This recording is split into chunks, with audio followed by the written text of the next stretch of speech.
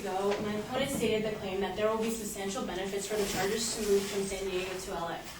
His first point was that moving to LA would increase the profits of the Chargers. Second was that moving to LA would increase their fan base. And third would be that the NFL would see increased revenues from having a team in LA. However, I do not agree with him because staying in San Diego is just as beneficial to the Chargers as is moving to LA. Firstly, he mentioned building a new stadium in LA with 75,000 seats, luxury boxes for the elite, as well as the ability for more sponsorships by businesses. However, building a stadium in San Diego is just as effective. In an article on Sign On San Diego, there's a proposal to redesign a stadium to replace the Qualcomm Stadium in San Diego by Deep Bartolo and Remonic Design Studio Architects. This stadium proposes 75,000 seats, levels of corporate suites, 12 acres of green and pedestrian space, as well as an amphitheater with a capacity of 10,000 people. Now, this is going to attract people and money as well as businesses. Secondly, he mentioned the seating capacity of the new stadium, coverage, as well as LA having a larger population would increase their fan base. Firstly, there's the same seat capacity as I mentioned earlier with the new design of the stadium. Also, the NFL team will be covered no matter what, whether they are in LA or San Diego. According to the San Diego Chargers official website, they're being broadcasted on the radio, on demand, on TV, in Spanish on the radio and on TV, as well as outside the continent of North America. In addition, there is too much assumption in thinking that a larger population will add to a team's fan base. For example, in 1996, the Cleveland Browns moved from Cleveland to Baltimore and became the Baltimore Ravens. Cleveland had a population of 500,759 people, and Baltimore had a population of 678,206.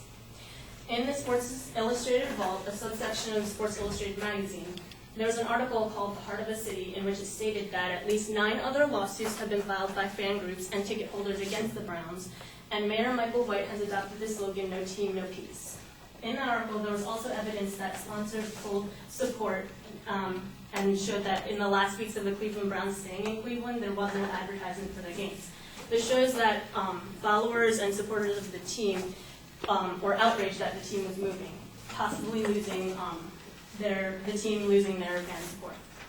My third point is that NFL revenue will not increase by moving to LA. Now, he mentioned that broadcasting companies pay for the rights to broadcast, as well as you can host the ability to host a Super Bowl in LA.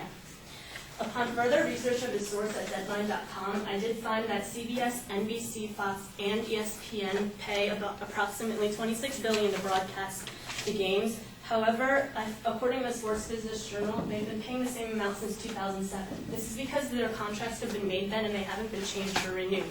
So moving to LA would not necessarily change the amount of money the company pays.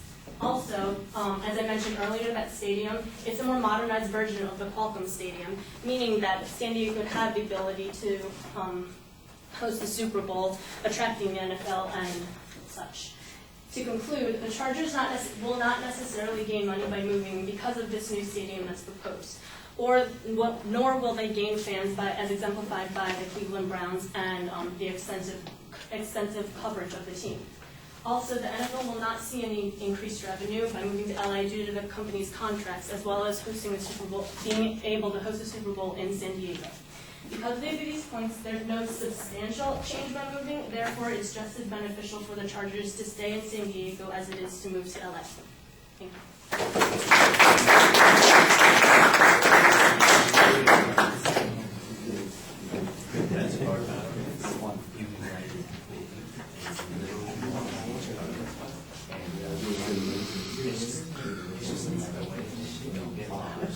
All right, the structural stuff is all fine. Basically, your argument comes down to whether or not there is a substantial advantage to moving, and you are trying to minimize that with the counterclaim, arguing that an alternative stadium in San Diego would satisfy the same results. On the population issue, On the population issue, I mean, when you talk about the capacity of the stadium, I think you've got a pretty reasonable argument there.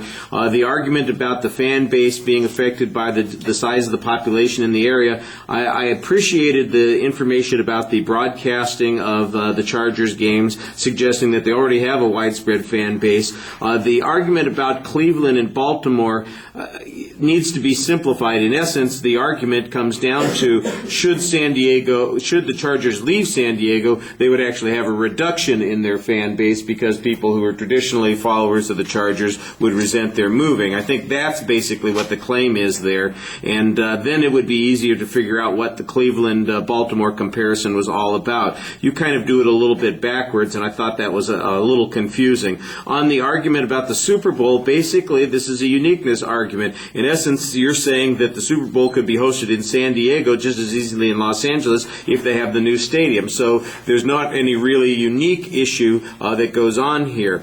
I didn't really hear much analysis of the advocates' evidence on these points. You're very reliant on the notion that this other stadium in San Diego is going to happen or is likely to happen, and I think that's the one part of the argument that needs some development, that the plan is in place, that there's financing for it, that the San Diego population or the public is going to pay for that. If all of that occurs, then I think San Diego's maybe going to run, or the Chargers are going to run into an issue that it doesn't make much sense for them to move. I think the problem seems to be that they don't feel like that is the likely scenario, and that's where the controversy on this argument is probably in reality.